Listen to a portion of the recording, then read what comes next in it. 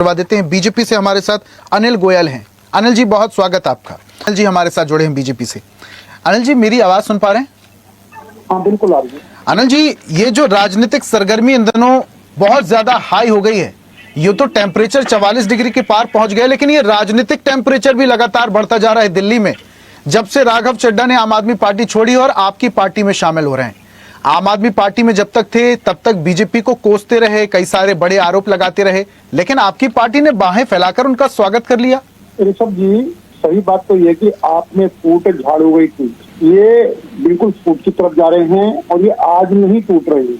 जो सब्जबाग दिखा करके इन्होंने जनता को गुमराह करके सब्जबाग दिखाए। बहुत अनिल जी का वॉल्यूम बढ़ाइए प्लीज।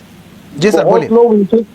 बहुत लोग इनसे जुड़े, लेकिन आप ये देखेंगे कि बिजली से लेकर के और बहुत नाम है, प्रशांत भूषण है, कुमार विश्वास हैं, साजिद इल्मी हैं, अशोक चौहान एमएलए हैं, कपिल मिश्रा हैं, अलका लांबा हैं, योगेंद्र यादव है, किरण बेदी हैं, अन्ना हजारे हैं, यानी सब एक एक करके इनको छोड़ते चले गए। एक आदमी गलत हो सकता है, दो आदमी गलत होते हैं, इन पार्टी के जिस पार्टी के संस्थापक भी पार्टी को छोड़ के चले गए हैं, अन्ना हजारे जी ने भी इनको खिलाफ कर दिया। तो इसका मतलब ये है कि इन्होंने सबको गुमराह करा, सबको झूठ बोला, सबको बहकाया। अच्छा अनिल जी एक महत्वपूर्ण सवाल, राघव चड्ढा ने खुद अप्रोच की थी आपकी पार्टी में आने के लिए कि आप लोगों ने अप्रोच की थी कि भाई वहां पर सच नहीं बोल पा रहे हो, वहां पर भ्रष्टाचार है, हमारी पार्टी में आ जाओ?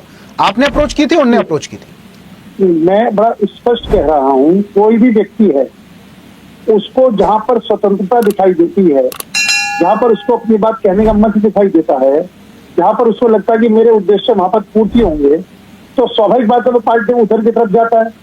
और हम तो जो भी व्यक्ति हमारी पार्टी, तो राघव चड्ढा ने बीजेपी को अप्रोच किया था पार्टी में आने के लिए? ऋषभ जी देखो मेरी बात, हम हर व्यक्ति के लिए, जो व्यक्ति हमारी पार्टी की रीति नीति से सहमत है, सबका स्वागत है। अनिल जी स्पष्ट नहीं कह रहे हैं आप। नहीं, अब मैं एक पूरी बात सुनो, मैंने तो कभी भी नहीं कहा कि जब हमारे रामनिवास गोयल जी और भी बहुत कार्यकर्ता बीजेपी से आम आदमी पार्टी में, हमने तो कोई ऑपरेशन झाड़ू नहीं था। हमने कहा ठीक है, उनका विचारधारा मान जाने दो। अलका लांबा पहले कांग्रेस में थी, फिर आम आदमी में आई, फिर कांग्रेस में चली गई। तो इसका मतलब अगर ये कहते हैं कि ऑपरेशन लोटस है, तो इस बात का जवाब दें कि अलका लांबा को लाए थे तो ऑपरेशन झाड़ू नहीं था।